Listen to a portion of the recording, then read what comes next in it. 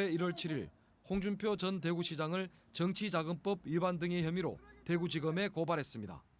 홍 전 시장이 2020년 국회의원 선거와 2021년 복당 과정, 2022년 대구시장 선거 과정에서 불법 여론조사를 맡기고 그 비용을 대납하게 하거나 묵인했다는 겁니다. 대구참여연대에 따르면 홍준표 전 대구시장이 주지하는 여론조사 비용은 19차례에 걸쳐 1억 원가량에 이릅니다. 홍준표 전 시장은 여론조사 과정에서 국민의힘 당원 4만 4천 명 개인정보 제공 의혹도 받고 있습니다. 대구지검은 지난 2월 3일 이 사건을 대구경찰청에 넘겼고 경찰은 3월 5일 고발인 조사를 시작했습니다.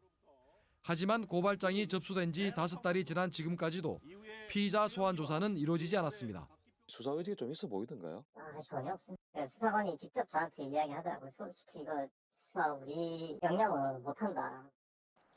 대구경찰청 핵심 관계자는 그런 사실은 전혀 없었다고 부인하며 철저히 수사할 계획이라고 밝혔습니다. 지난 5월 명태균 게이트 공익 제보자인 강혜경 씨에 대한 참고인 조사를 마쳤고 곧 피의자 조사가 진행될 것이라고 밝혔습니다. 경찰이 사건의 핵심 증거인 명태균 PC 포렌식 자료를 검찰로부터 받지 못한 것도 수사 지체의 원인으로 꼽힙니다.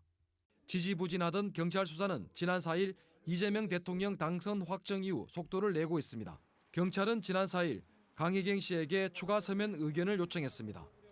또한 강 씨가 제출한 명태균 씨 PC 포렌식 증거에 대한 서명을 받는 등 분주한 모습입니다. 최근 김건희 특검팀이 출범하고 본격적인 수사 채비에 들어가면서 경찰은 더 조급해졌습니다. 그런데 특별검사의 수사 범위에 홍준표 시장 건이 포함될지 여부가 관건입니다. 만약 특검 수사 범위에 포함된다면 경찰은 모든 수사 자료를 특검에 넘겨야 합니다. 그렇지 않을 경우 경찰은 계속 수사를 진행해야 합니다. 한편 대구참여연대는 홍 전 시장이 대납자들을 공무원으로 채용해 수뢰 후 부정처사 의혹이 있다며 지난 4월 29일 공수처에 추가로 고발했습니다.